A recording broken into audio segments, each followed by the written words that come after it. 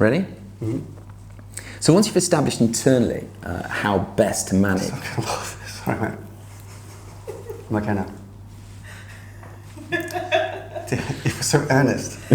I know, I'm sorry. So that spooked you out. Okay. once you... Okay. Coming up, we look at the area of focus for marketers when it comes to media.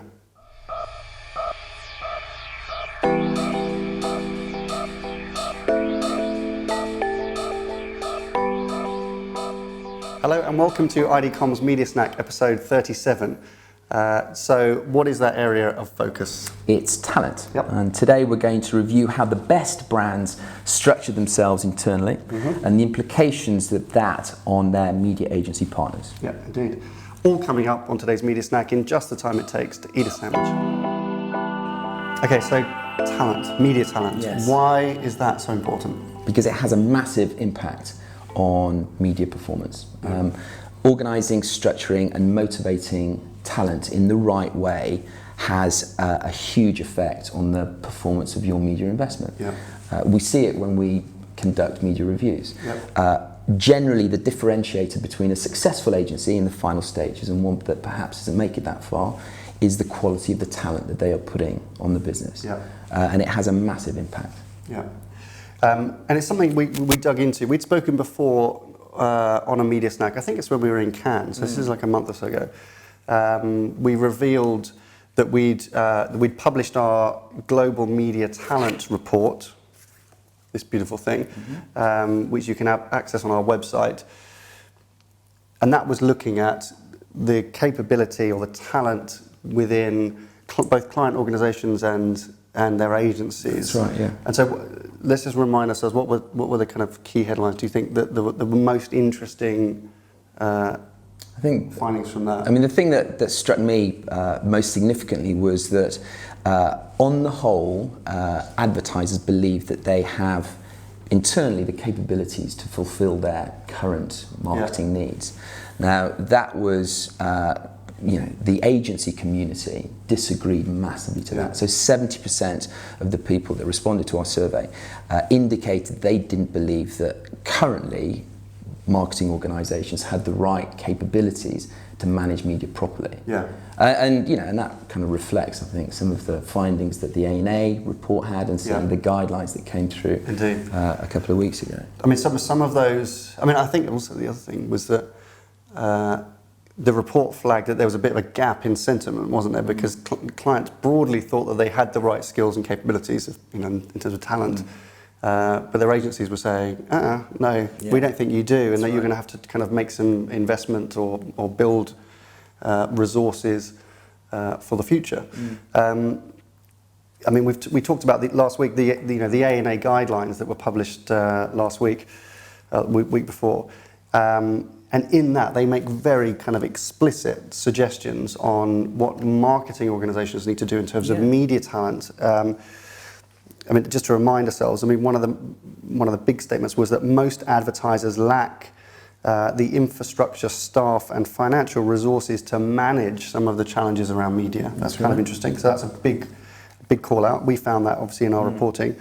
The A&A obviously in the guidelines also suggested that brands appoint a chief media officer, which we discussed last week. So if you haven't watched last week's episode, have a look at that as well, because we dig into the role of a chief media officer and the role they're going to play.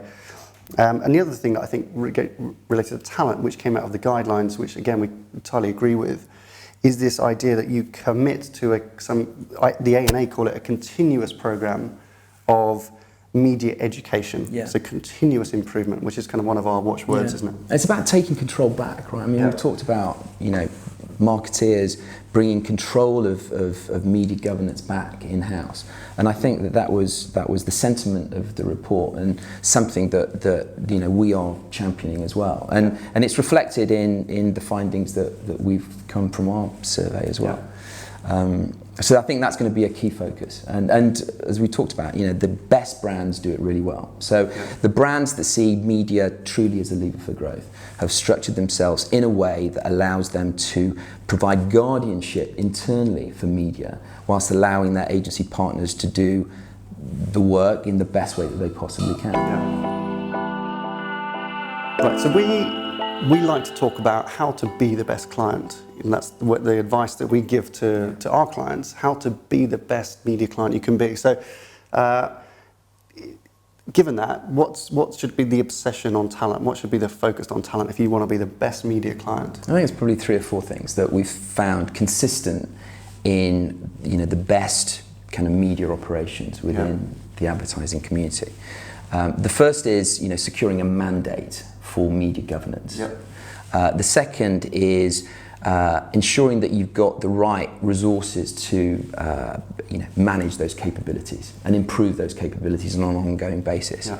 The best brands, I think, see media strategically internally rather than simply an executional function. They are very clear as to what KPIs media will be measured against, both internally, and also they're able to translate those very clearly to their agencies. And perhaps through a structure or a community, they strive for continuous improvement in media delivery, and it becomes an obsession with them. And through that, they generate a competitive advantage. And so I think those generally are the traits that we see most consistently in the brands that we think do it well. And if you're an advertiser, somebody out there is thinking about how they build out their resource, their internal media team, and they want to take a bit more control and oversight of their media spend, they've obviously got to bring in the right individuals with the right levels of knowledge. But I think, in the way that you structure those people, and particularly the way that you incentivize them, because you may well be incentivized by your business KPIs, like some measure of business success. I think that's we often see as a bit of a gap in terms of how media clients are actually incentivized, what their actual KPIs are. A lot of the time, or in many instances, they're related somehow to some kind of auditing, like trading, buying performance, which is important, but it's wrong for that to be the only indicator, because all it does is keeps the whole discussion focused on price and discount rather than value creation. Absolutely, and I think the reason that is the case in many instances is because there isn't clarity on the role that media plays in driving business growth. So that investment itself doesn't have a KPI. Absolutely, and if that doesn't have a KPI, then you default perhaps the lowest common denominator, which is an audit result or cost reduction each year. But if you identify media as a lever for growth, and you can identify the role that it plays in that, then it should be far easier to develop a KPI linked to business KPIs rather than media ones. So once you've established internally how to operate in the best possible way as an advertiser, how do you get the most out of your agency from a media talent perspective? That's it. That's the challenge, right? Securing agency talent at a time. Well, it's never been harder actually, just to make sure that you get the right talent.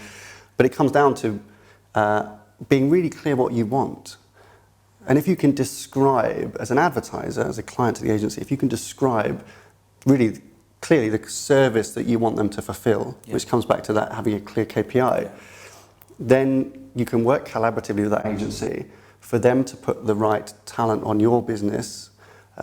Ideally structured in the right way, and ideally that should be structured to mirror your own organisation, ideally, but if not, sometimes it's perfectly legitimate perhaps to rely on your agency structure to fill in some gaps for you if you don't have that broad network of media capability. A lot of advertisers actually use that legitimately. It makes a lot of sense. And if you can define the right talent that you want, actually, and we've seen this happen, is that you end up hiring the right agency for you, not just the biggest agency or the cheapest agency or the most popular agency, but you can identify the individuals and the quality of talent that you want, appropriate for your needs, and then you hire the right agency based on that. And so, when we're running large media pitch, and small media pitches, part of the evaluation criteria has to be the cultural fit. We call it cultural fit. So the commercial side is an important consideration. The capabilities of the agency is an important consideration, but also the cultural fit. Yeah. And we encourage our clients and marketers who are looking to hire a media agency to consider the importance of cultural fit and describe perhaps some of the characteristics. And that allows them to connect on a kind of chemistry level with individuals and rate those agencies better that they think might be the right agency for them. And there's one final point, right? There's remuneration. Yeah. So you need to pay for talent is the other thing. I mean, that's the first thing. If you want talent on the business, you pay for it. That seems obvious, but sometimes that seems to come out as a bit of a surprise to some marketers. So going through the process with your agency, you've got to define the scope of work. What do you want them to do? Work with the agency to let them suggest the right talent for the business, and then pay for that talent. Pay for that in a very transparent and fair way. And that's the way to keep talent on your business on a long-term basis. The other thing that you have to do as well is to implement service evaluation. So, if you're a marketer and you're not doing evaluations of your media agency, you need to think seriously about doing that. We recommend doing it at least 6 monthly. Some of our clients do it on a quarterly basis.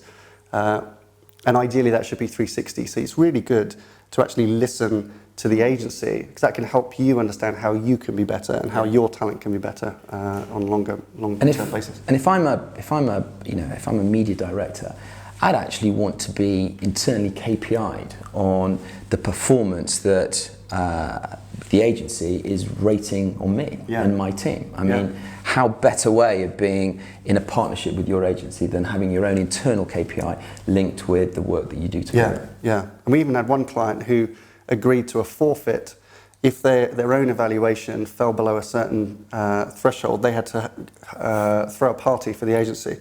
So there's interesting ways to do that, but these are all really incentivizing, and they make media more accountable, and that's really what it's all about. Absolutely.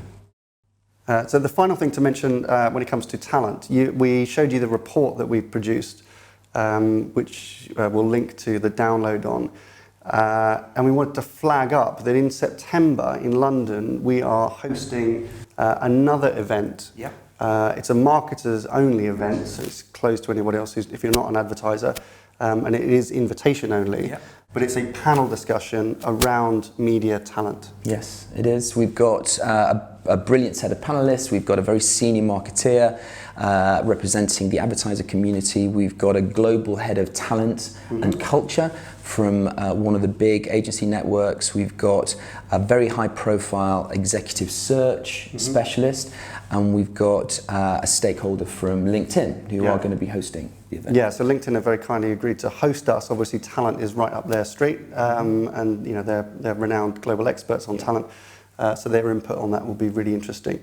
If you're a marketer you'd like to attend, use contact details that we'll provide below, and we will send you registration details so you can look out for that.